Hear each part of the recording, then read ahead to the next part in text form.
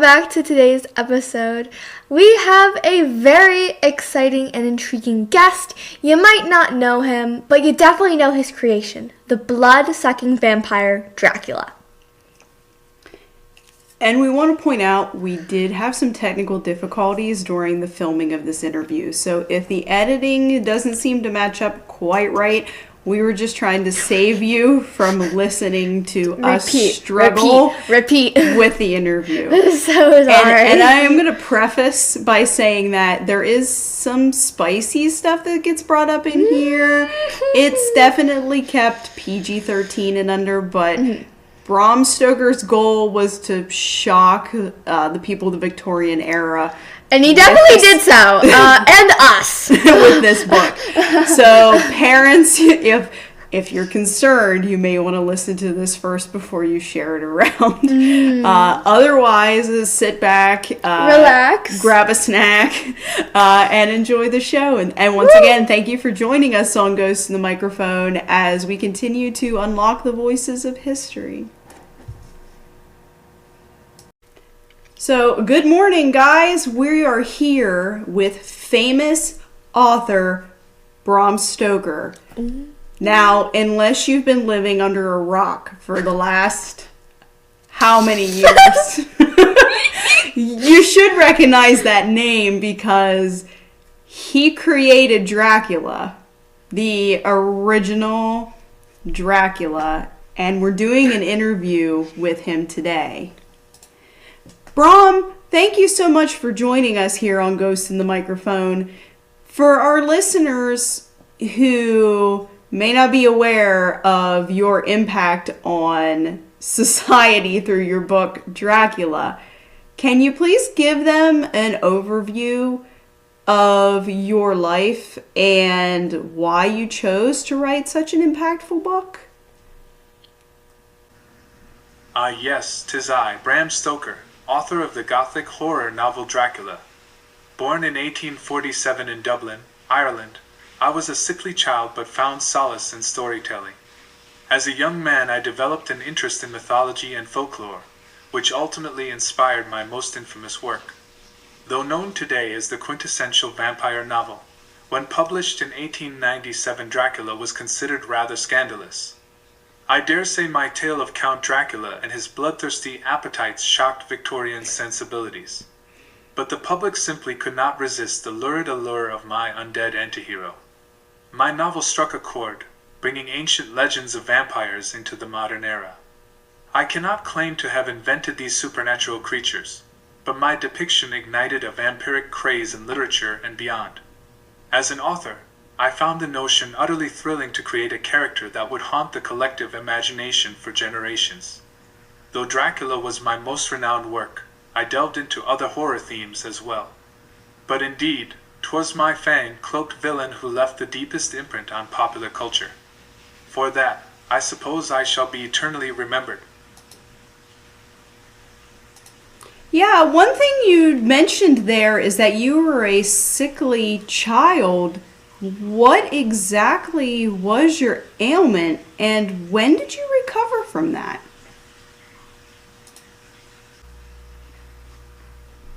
Yes, my health in youth was sadly rather frail. I suffered from numerous illnesses in childhood, including scarlet fever which left me bedridden for many months. I was a delicate boy prone to fits of coughing, weakness, and fatigue. The exact maladies evade my memory now, but the experience marked me deeply.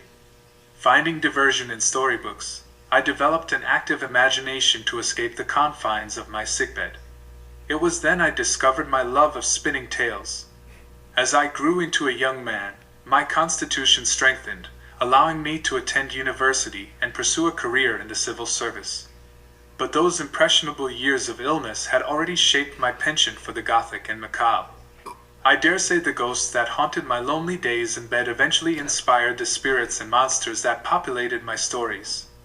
So in some strange way, I have my sickly upbringing to thank for setting me on the path to authoring Dracula and beyond. Out of hardship arose creative flourishing. So, did you write anything else other than your famous Dracula? Indeed, I did. While Dracula stands as my most enduring work, I dabbled in other styles of writing as well. Before penning my famous novel, I wrote several works of nonfiction, including a history book entitled The Duties of Clerks of Petty Sessions in Ireland. Riveting stuff, I know. I also wrote some fiction earlier in my career, like The Primrose Path and The Snake's Pass. But Gothic horror proved to be my true calling. Beyond Dracula, I authored other spooky tales like The Jewel of Seven Stars and The Lair of the White Worm. I even managed the great actor Henry Irving's Lyceum Theatre in London for many years, gaining insight into the dramatic arts that informed my theatrical approach to storytelling. Sadly, my life was cut short when I passed from illness in 1912 at only 64 years old. Who knows what other literary adventures I may have pursued if given more time. But I hope Dracula and my other creepy creations will haunt readers' imaginations forevermore. Even in death, I endeavored to leave a lasting phantom-like impression on the world. So you spent time managing a theater in London. What was that like? And what was your favorite play that you got to work on as a manager?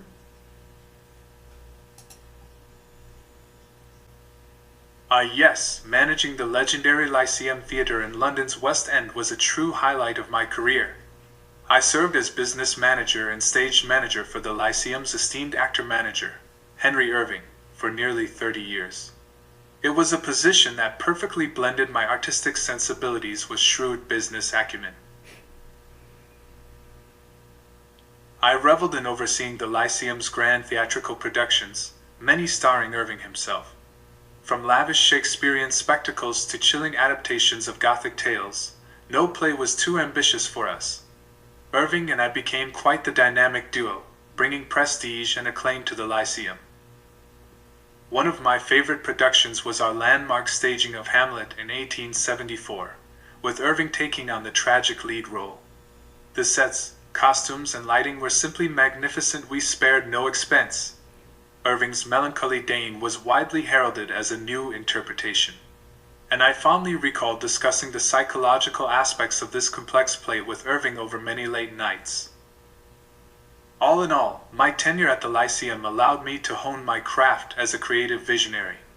Even as I wrote Dracula, I continued overseeing the theater's thrilling array of drama and spectacle. The experiences undoubtedly shaped my flair for the bold and dramatic within the pages of my novels as well. So one thing I find interesting, your writing style tends to be your characters writing letters or diary entries to other characters in your book, and that's how you move the story forward. Why did you choose that specific style of writing? And was there another author in your life that inspired that, or was that unique to just you? What a perceptive observation about my epistolary style of writing. Indeed, I did have a penchant for telling stories through letters, journal entries, and other personal documents penned by my characters. This approach lent an intimate, first-hand feel to the narration that I found highly compelling.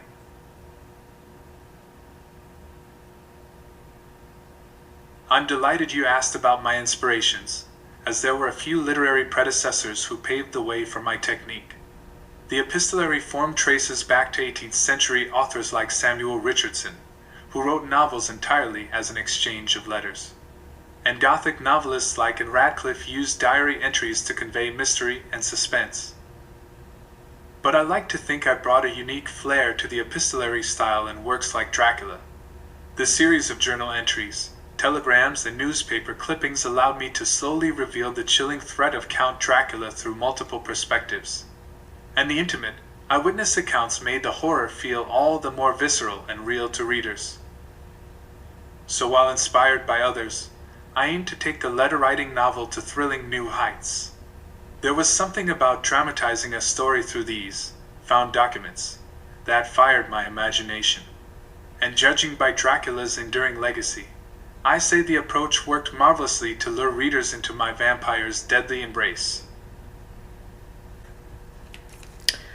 So, I do have a kind of interesting question. How did your parents react to your story of the bloodthirsty vampires? Oh my, I can only imagine the horror my dear parents must have felt upon reading my ghastly tale of the fanged undead. As a respectable Irish couple of their era, my mother and father were surely unaccustomed to such dark, lurid fiction. While supportive of my creative endeavors, I suspect the subject matter of Dracula gave them a terrible shock. My mother likely had nightmares of Count Dracula stealing into her bedroom and sinking his teeth into her tender neck. And my father probably questioned where he had gone wrong in raising a son with such macabre sensibilities. But to their credit, they did not outright condemn me or my vampire novel. We never spoke directly of it, but I fancied I detected a simmering unease behind their eyes, an unspoken concern for my mortal soul inscribing such ungodly things. A priest may even have been summoned to inspect my writing for signs of devilry. Alas, 'twas a lingering tension between us, much like a creeping mist off the gloomy Carpathians. For all their love, my parents never could fully reconcile with my affinity for the supernatural. But I like to think in time they made peace with it, accepting that all artists have their own peculiar muses, even if mine happen to be pale corpses that rise from the grave. I have a hypothetical question for you, dear Bram. Who would win in a fight? A bear or Dracula? My word, what a delightfully absurd question. A duel between a bear and the vampiric Count Dracula? Why, the mere notion sets my imagination aflame. Very well, let us indulge in this fanciful scenario. At first blush, one might presume the bear's sheer brute strength and lethal claws provide an advantage. Dracula too possesses unnatural might and speed, but the bear's muscle and mass could perhaps overpower him. However, the cunning Count has centuries of guile and trickery at his disposal. He will not simply charge the ferocious beast in a mindless attack. Instead, Dracula will study his ursine opponent, probing for weaknesses to exploit. He will use his hypnotic powers to disorient the bear, dodging swipes of its paws with preternatural reflexes.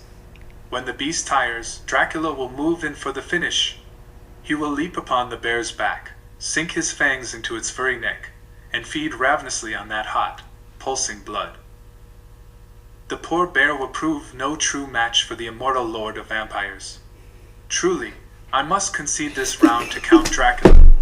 His supernatural strength and killer instinct simply outclass even the mightiest bear. But goodness, what a thrill imagining such a battle between the forces of nature and the undead. The delightfully absurd fare of writers, wouldn't you say?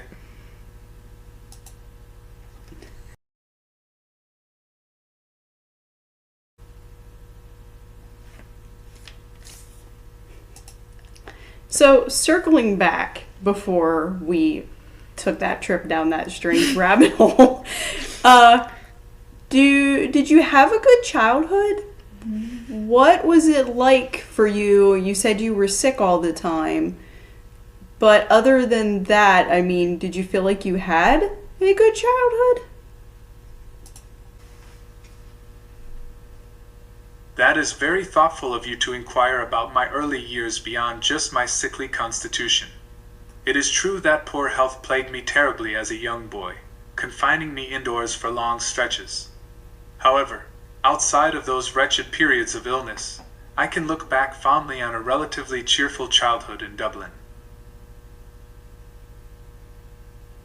I was blessed to be born into a comfortable, loving family as the third of 7 children. My father was a civil servant, and my mother a writer herself who encouraged my creativity. Our home was filled with books and my siblings, and I enjoyed making up stories and plays to entertain ourselves and each other. Some of my fondest memories are of my mother gathering us round to tell us thrilling folk tales filled with magic and mystery. Her flair for storytelling very much influenced and inspired me. I also delighted in holidays to the seaside, where I could briefly forget my troubles and simply play in the bracing Irish air. So while marred by health struggles, I still experienced joy and imagination through those formative years. The comfort of family, the gift of books, and the wonders of the natural world brought me much happiness as a boy. I suspect that even in the gloomiest moments, some inner light sustained me and kindled my creativity, preparing me for a life as an author conjuring tales both dark and sublime. So you said your mother was an author. Did she publish any works that we would be able to find today? What an insightful question. Yes, my dear mother, Charlotte Stoker, was herself a writer and in fact published a number of novels and short stories during her lifetime. Though her fame never matched that of her son, she was moderately successful in her day. Let me think. Ah yes, some of my mother's most well-known published works included The Rose and the Key, Under the Greenwood Tree, and the short story collection Snowflakes and Sunbeams. She wrote primarily romantic fiction and children's stories, quite the contrast from my own macabre style.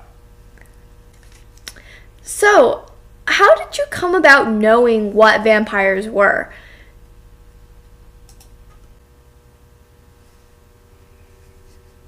An intriguing question. Vampire lore had fascinated me since I was a young lad devouring Gothic tales. But my knowledge was admittedly piecemeal until I conducted extensive research in preparation for writing Dracula. The vampires that populated European myth and folklore varied wildly from savage undead creatures to more aristocratic, sophisticated demons. I pored over accounts of the strike in Romania, the vampire traditions across Slavic cultures, as well as 19th century portrayals like John Polidori's Lord Ruthven and Sheridan Le Fan's Carmilla. However, a major inspiration came during my research into the 15th century Prince Vlad Tepes, also known as Vlad the Impaler. His reputation for cruelty and bloodthirstiness evoked images of a vampire lord I wished to portray. Yet I also drew upon the sophistication of my actor friend Henry Irving, lending Dracula his gentlemanly manner. So Dracula emerged as a composite part predator, part seductive noble, blending ancient myth with a modern sensibility. I let my imagination fill in the rest. Of course, after the novel was published, vampire fiction exploded even further, allowing me to refine my understanding of these elusive, undead creatures.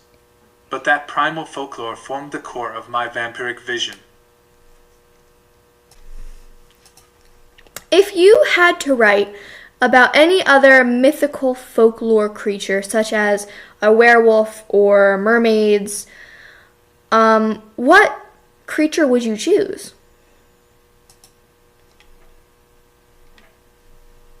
You raise a fascinating hypothetical. As a lover of myth and legend, my literary interests range far beyond vampires alone. If given the chance, I think I would have relished spinning a Gothic yarn centered around werewolves. Like the vampire, the werewolf has such rich symbolic potential, the duality of man and beast, the animalistic savagery lurking beneath genteel civility. I can envision a tale set in the mysterious woodlands of Transylvania, where a hapless traveler comes under the curse of lycanthropy.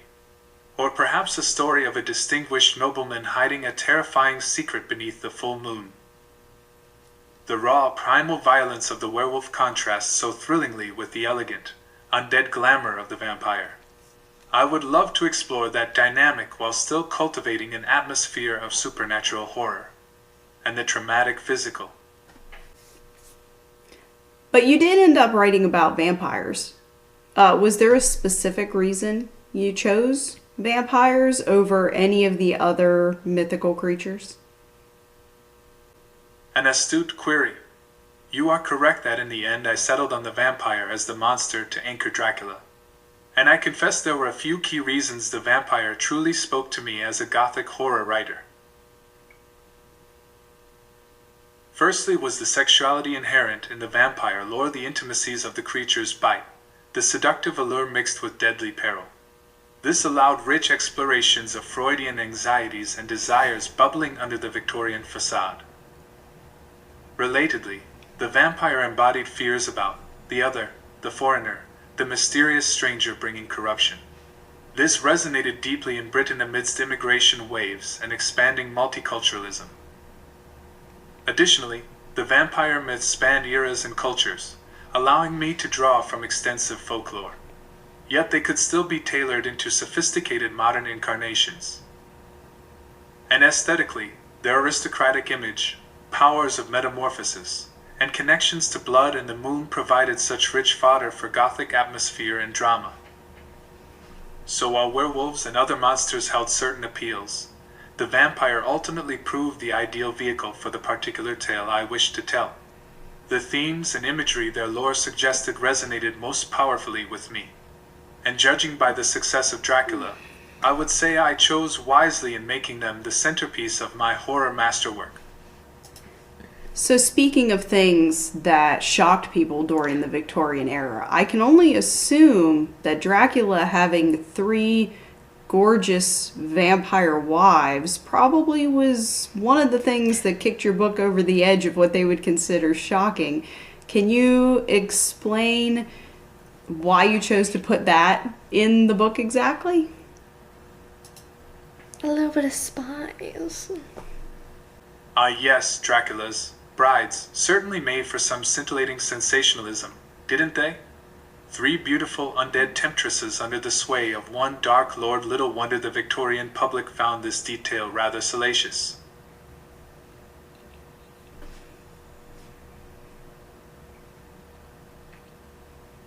Of course, that was precisely my intention. While horror and the supernatural were my primary aims, I could not resist injecting some risque elements into Dracula. After all, the vampire myth has such undeniable erotic overtones. And what better representation of forbidden desire than not just one female vampire, but 3 sharing a single male lover? My goal was to add layers of psychological and sexual subtext within the confines of the Gothic tale. Dracula's corruption is not just of blood, but of traditional marriage and sexuality. His brides reflect the primal lusts and polygamous appetites his immortality liberates him to explore. Through them, I sought to not just unnerve, but also titillate my readership in those repressed times. Make no mistake, I shock for calculated effect. It heightens the horror and dramatic stakes. So if a touch of the salacious and taboo was required, so be it. Fortune favors the bold, and an author should never shy away from mining the full spectrum of human psychology. And in those shadowy realms, who knows what strange delights and terrors may lurk?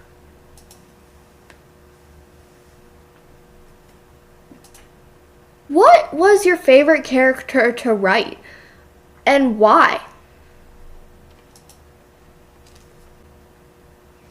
An excellent question. As the author, I naturally feel a certain fondness for all the characters that populate the pages of my stories. But if pressed, I would have to say Count Dracula himself was my most beloved and fascinating creation to write.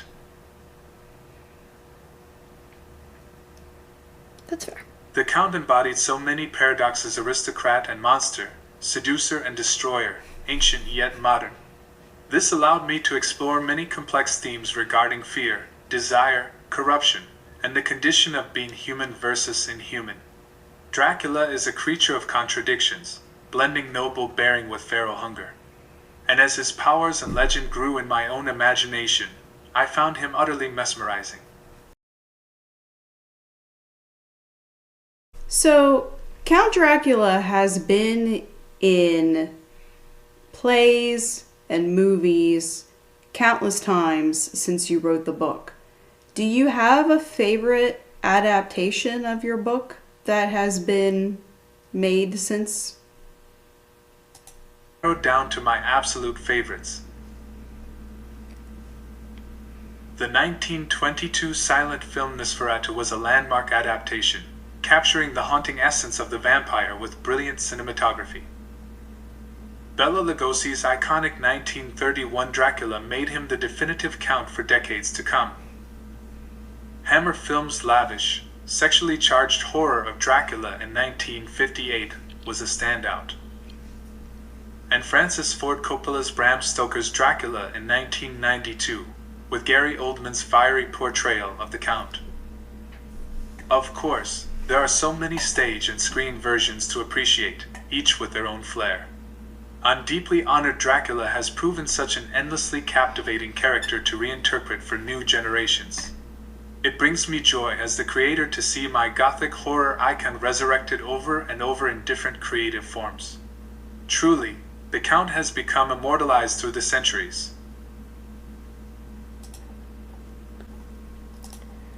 So, in modern vampire stories, a lot of the main vampire protagonists are portrayed as good, living off of animal blood. Is that possible for Dracula to do? As the iconic vampire I portrayed in Dracula, Count Dracula is intrinsically bound to preying upon humanity.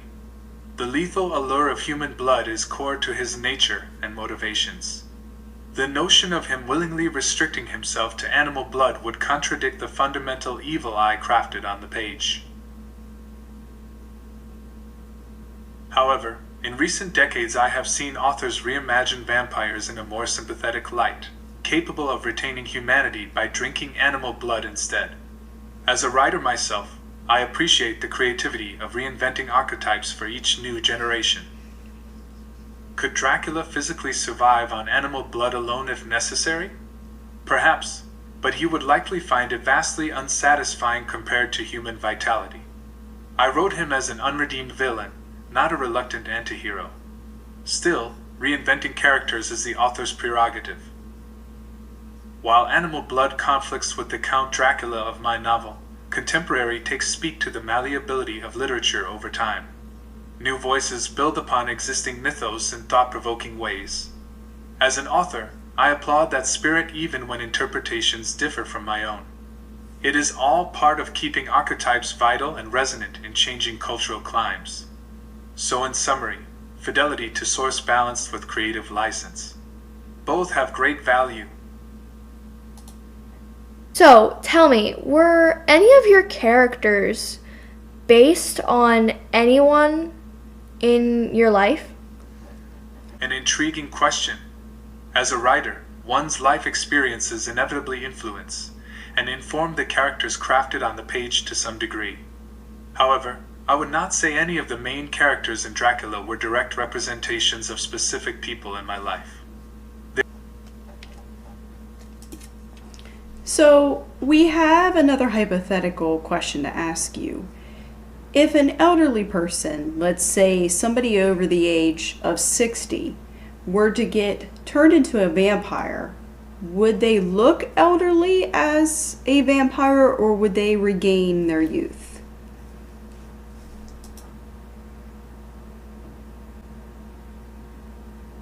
My word, what a fascinating hypothetical scenario.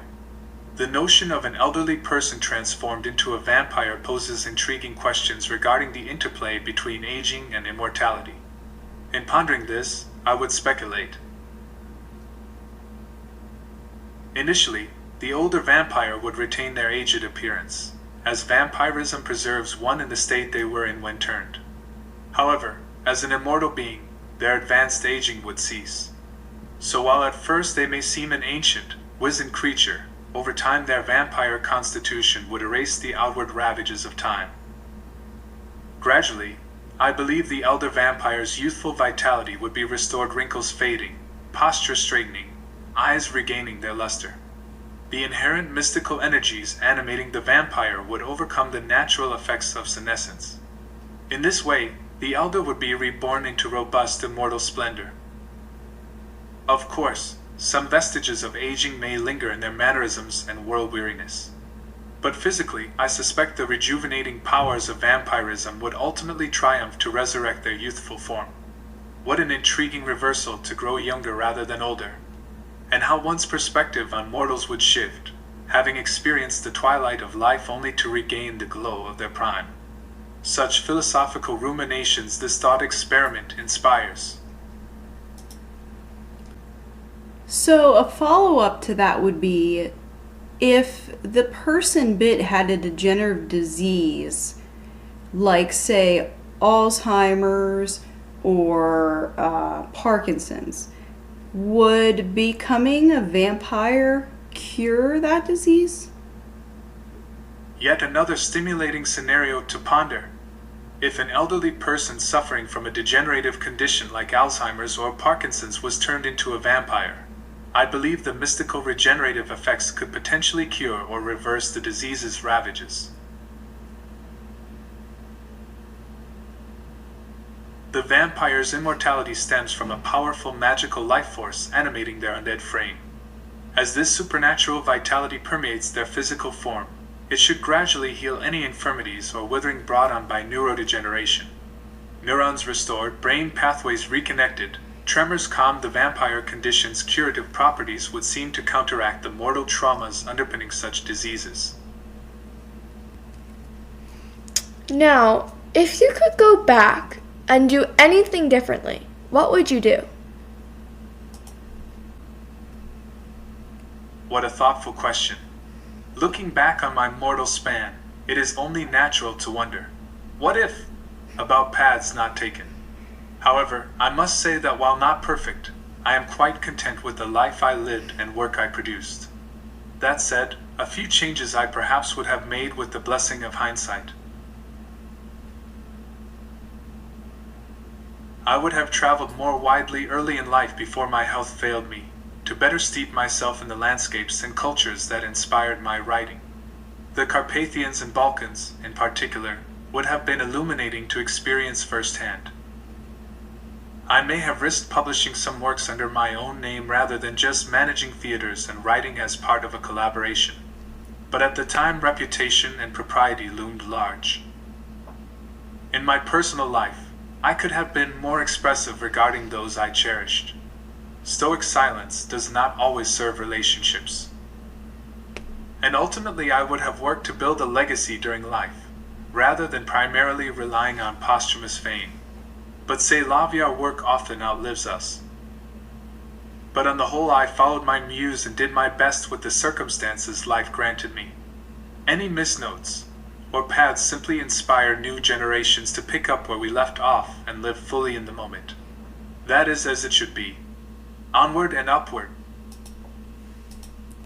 So wait a minute, I have a follow-up question for that. You say you might have risked publishing works under your own name, but wasn't Dracula published under your own name?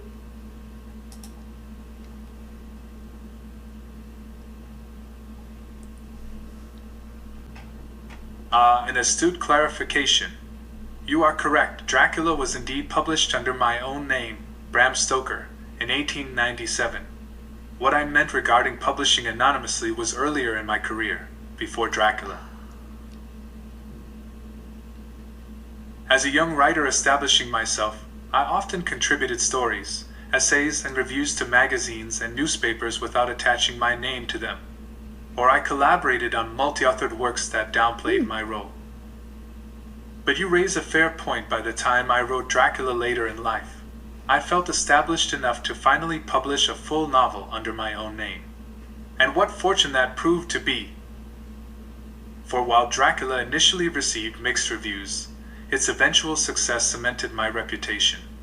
That emboldened me to continue publishing under my banner, lending confidence I had not fully felt as a fledgling anonymous writer years prior.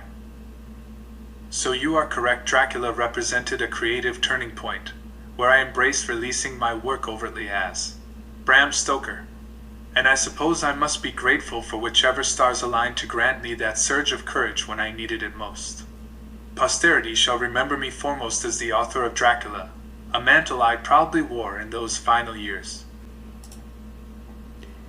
So, do you have anything you would like to say to those that doubted you as an author?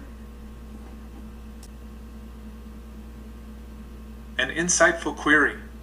Indeed, over the course of my writing career, I faced my share of doubts both from within and from critics who questioned my literary merit. but such is the plight of any creative spirit endeavoring to share their vision with the wider world. To any who ever disparaged my work, I would simply say, all artists must follow their own inner light, without undue regard for naysayers. There will always be those who aim to diminish what they do not understand, but it is the boldness to create unflinchingly that leads to lasting achievement. Do you have any words of wisdom for our listeners? Why, I am flattered you would seek out words of wisdom from an old soul such as myself. I shall do my humble best to impart some insights gleaned from my mortal years. To the intrepid creative minds, I urge you let not doubt or the critic's voices drown out the call of your muse. Persist against all odds in giving life to the visions that stir your imagination. In art lies a touch of immortality. To the restless wandering hearts, I say embark on adventures while vigor still pulses in your veins. The undiscovered country need not be far off. Exploration of any frontier, outer or inner, renews one's spirit. To those crossing into the twilight seasons, I advise bestow your stories and memories to eager ears. Some tales only ripen with age, like a fine wine. Share yours before they are lost. And to all who feel alone, take comfort that you are not. Kindred spirits await in countless souls if you but unveil your truest self to the world. Even the darkness teems with connections. Let dreams guide you like stars in an eternal night, but never lose sight of the humility that comes with our shared mortality. Time on this earth is short. Use it wisely in pursuit of passions that set you ablaze. Those are the modest grains of wisdom I can proffer, informed by life's prism of light and shadows. Let them stir you like the sigh of the night wind. Be bold, dream deeply, and savor each moment before it fades like mist.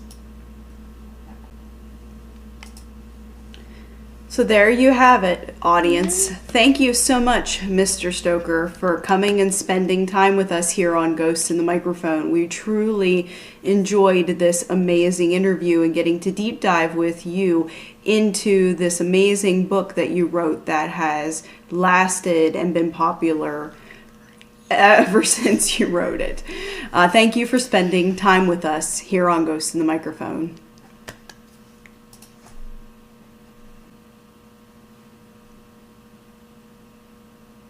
The pleasure was all mine, dear ladies.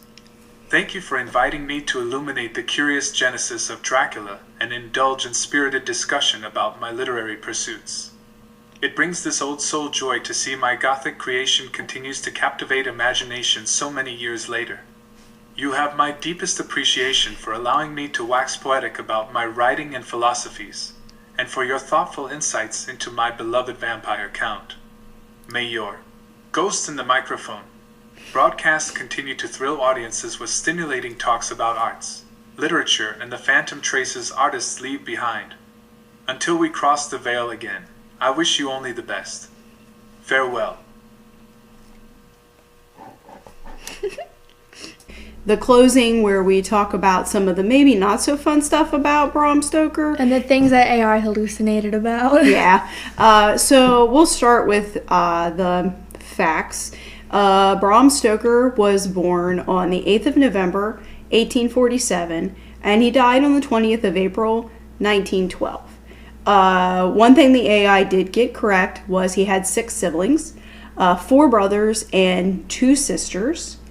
But one thing we didn't touch on in the interview at all, and I guess he just failed to mention, was his wife, which is kind of weird because after I researched it, she was known as the most beautiful woman in Dublin, Ireland. So, you'd have thought maybe you'd have bragged about that. Someone would have thunk. Yeah. So he was married to Florence Bailcombe, a celebrated beauty, who probably was beautiful. It was beautiful. And so they were together. They married in 1878, and they were married until Bram Stoker passed away in 1912. They had one child, Irving Noel Thornley Stoker. That's long. That's a mouthful. He named his son after his best friend, whose theater he helped manage. Now we're going to talk about what AI hallucinated. So his mother wasn't actually an author, but she did kind of write about a cholera outbreak in a town called Silgo. Thank you. You're welcome. And we can't confirm or deny that he was sick with scarlet fever. There wasn't really any articles or news that led us to believe that he was ill with that. He also collaborated with some other authors, such as Arthur Conan Doyle. So it seems like all in all, AI got it mostly Pretty okay. correct this time. And some of that could be because we did ask some crazy hypotheticals that, you can't fact check how Bram Stoker would have felt about. So we'll never know, but that is the beauty of this podcast. And also, on a side note, it was kind of funny to hear him talk about the things that he wrote that he considered scandalous at the time that now we don't really bat our eyes at. The whole harem of 3 wives, not really scandalous in this day and age. A Wattpad written by 12-year-olds is worse. And also the whole biting on the neck, sensual part of that is not really crazy in this day and age either. So it's interesting to look at what would have been considered scandalous at that time that is not scandalous now. No. So once again, thank you guys for joining us here on Ghosts in the Microphone. Subscribe, like, share, and comment. Yeah, if there's any specific interviews you would like us to do we haven't done yet, just drop us a comment and we'll look at it because we're always interested in feedback. And once again, thank you for joining us here on Ghosts in the Microphone as we continue to unlock the voices of history. And remember, follow us on our other socials. They will be linked down below. Bye! Bye! The voices and dialogue generated by AI in this podcast are fictionalized representations based on available historical information. While we aim to be as accurate as possible, the AI systems used to create the voices and dialogue are not infallible, and some inaccuracies may occur. Any notable inaccuracies will be addressed and clarified at the end of the episode. This podcast should be considered a work of historical fiction, not a definitive historical account. The viewpoints and statements of the AI-generated historical figures do not necessarily reflect the views of this podcast or its creators.